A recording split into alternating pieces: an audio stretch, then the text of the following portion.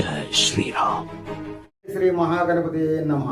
జై శ్రీరామ్. ఈరోజు అష్టసాముద్రంలో టాపిక్ ఏంటంటే ఒక మేధాశక్తిని, సంకల్పము, ఓర్పు, నిర్వహణ సామర్థ్యాన్ని, మీ శక్తి సామర్థ్యాన్ని తెలుసుకోవడం ఎలా అనే టాపిక్ గురించి ఈరోజు చూద్దాం. అది బుద్ధిరేఖను ఆధారంగా ప్రాథమికంగా పరిశీలిస్తారు. చూడండి, ఇది జీవితరేఖ, ఇది బుద్ధిరేఖ అండి.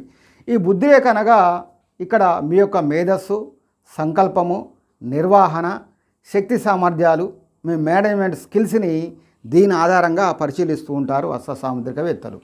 కానీ ఈ ఒక్క బుద్ధిరేఖను ఆధారంగా అష్టసాముద్రిక ఫలితాలు చెప్పకూడదనేది అష్టసాముద్రిక పండితుల అభిప్రాయం. ఎందుకని అష్టసాముద్రికంలో 1,25,000 గుర్తులు ఉంటాయండి. కాబట్టి అస్తము, అస్త ఆకారము, రేఖలు అన్నీ తప్పనిసరిగా పరిశీలించి మాత్రమే మీ యొక్క అష్టసాముద్రిక ఫలితాలు తెలియజేయడం జరుగుతుంది. కాబట్టి మంచి అష్టసాముద్రికవేత్త మీకు అవసరం. మరి నేనే కావాలంటే నా నెంబరు స్క్రోల్ అవుతుంది, నెంబర్ చూడండి. అలాగే డిస్క్రిప్షన్లో లింక్ వీడియో పెట్టానండి. ఇంకా మరింత సమాచారం కోసం ఆ వీడియో తప్పనిసరిగా చూడండి.